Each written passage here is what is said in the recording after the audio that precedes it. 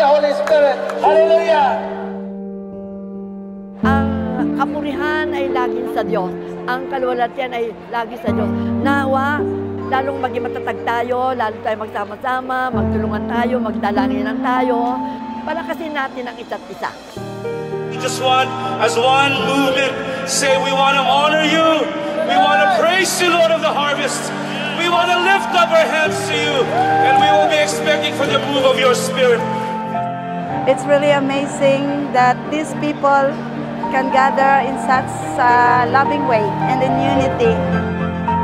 I expect there's a great revival and awakening in the spiritual life.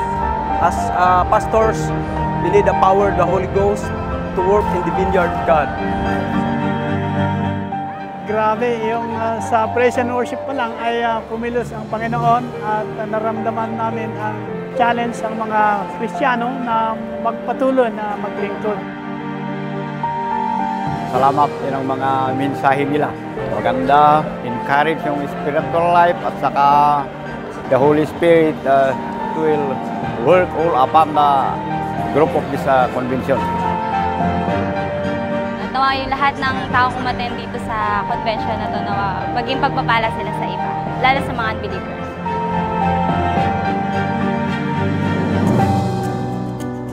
We are not stopping.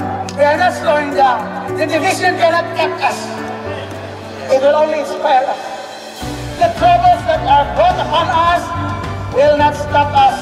It did not stop Paul. It did not stop Peter. It did not stop the church.